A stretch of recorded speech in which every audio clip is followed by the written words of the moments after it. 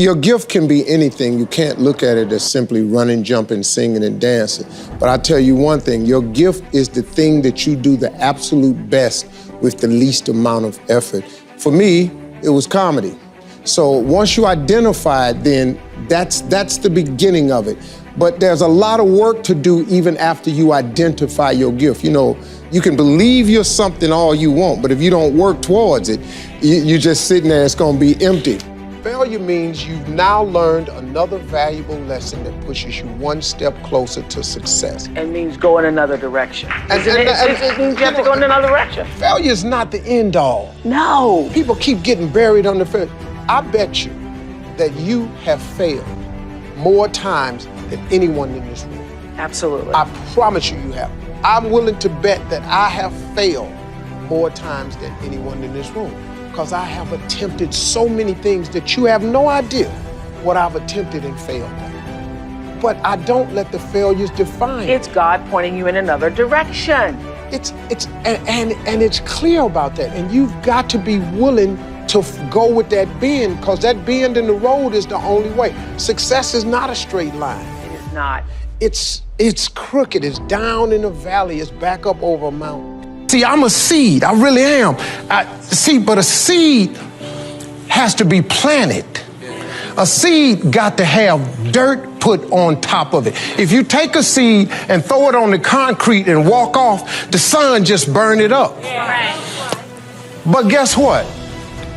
Logically, in my mind, it doesn't make sense that to grow something, you should dig a hole, put it down in there, and cover it with dirt.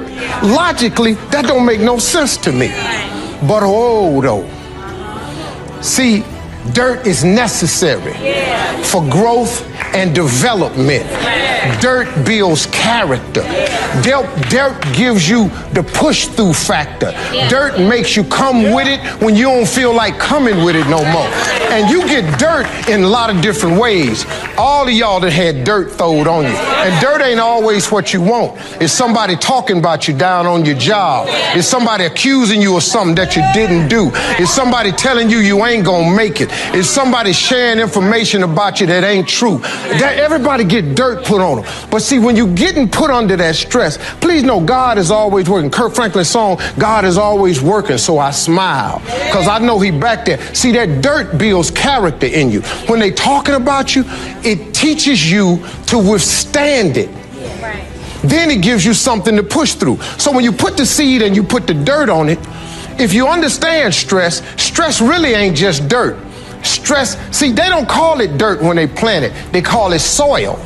Because, see, soil has nutrients in it. What the nutrients, when people talking about you, dogging you, lying on you, backbiting, stealing from you, talking about you, they're actually putting nutrients in you. They're building character. You got character now. Now the seed, if they put a camera under the ground, you'd have seen the seed sprout open and start coming through the dirt. Because the dirt is necessary so you can prove yourself. You know, if you don't really want to be, everything you see above ground that blossoms and plants and grows and that's beautiful, it was underground one time. All them potatoes, collard greens, they was underground one time. Them apple trees, they was underground one time. So they had to prove themselves. See, you want to be successful, well then you got to prove yourself. You got to push through the dirt. You got to come up through here. You got to come out. Then you sprout, and then Bishop say, then you become a tree. Next thing you know, you got fruit. So when people try to figure out how to make $1 million, they have no idea how daunting that is. Because if you know how to make $1 million, you go make it tomorrow. But since you can't figure out how to $1 million idea, you go somewhere and sit down. That's the wrong approach. If you apply your gift, your God-given gift that he gave you, you have millions already at your disposal. If you break it down inch by inch in these things essential, or the 10 by 10 theory, which is very simple. You don't need $1 million idea, you need a $10 idea.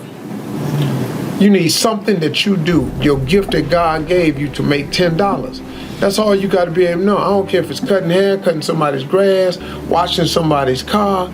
I don't care if it's mowing somebody's lawn. I don't care if it's driving people to their destinations. I don't care if it's babysitting. I don't care if it's baking cookies or pie. You have braiding somebody's hair. You have something that you can do so well that someone will give you $10 for it. Write my paper for me. Do this for me. Somebody give you $10 for it. Once they give you $10, all you got to do is whatever you did to get that 10, do it 10 more times. You now, my friend, have $100. You have $100 simply because you took a $10 idea and you did it 10 times. Well, guess what? If you take that $100 that you made since you done it 10 times and you do it 10 more times, I got news for you, my friend. You now have $1,000. $1,000, you make $1,000, guess what all you got to do? You got to multiply that effort again. Do whatever you did to do $1,000, do it 10 more times. My friend, you now have $10,000. You got $10,000 now. Imagine if you was making an extra $10,000 a month. Just imagine if you was making an extra $10,000 a month. That's $120,000 a year. But I got news for you, my friend. Whatever you did, whatever it took to make yourself $10,000, all you got to do is do it 10 more times. 10 more times, my friend. You now have $100,000. I got news for you now. If you can make $100,000, you're just a step away from being a millionaire, man. Because now you hire a few more people to help you out, that you can do portions of what you do, so you can duplicate that effort. And one more time, just one more time, do it 10 times. Man, that sounds hard. It is hard. But what else you got to do? What, you gonna stop at the 100,000? All you gotta do is duplicate your efforts by 10. You duplicate your efforts by 10 times 100,000. Welcome to the club, my friends. You are now a millionaire. Congratulations. You became a millionaire with a $10 idea. So stop bogging yourself down trying to figure out how to make $1 million. Do what you can do to make $10. And then do the 10 by 10 theory. Inch by inch, anything's a cinch. One of my weak points in my personal life is I don't like technical stuff. So even though I have to be on Twitter and Instagram and Facebook, I don't care for that. So guess what? I find somebody who loves to do that. You know, I find somebody who has a strength where I have a weakness and I partner with them. All you're trying to do is get to the goal. No one gets there by themselves. Everybody needs help. Now, when you know what you got going for you, be confident, not cocky. Managing your strengths, knowing what they are, and don't let nobody talk you out of it.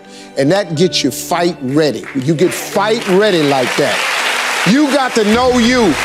Helps you develop your skills. All the while, you're developing your strength.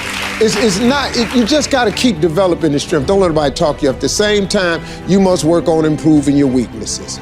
So I've had to, in spite of myself, get on Instagram, get on Twitter, get on Facebook. I got to do the videos whether I want to or not because the world is moving to social media. If I had as many followers as Kim Kardashian, I probably wouldn't even have to do this TV show.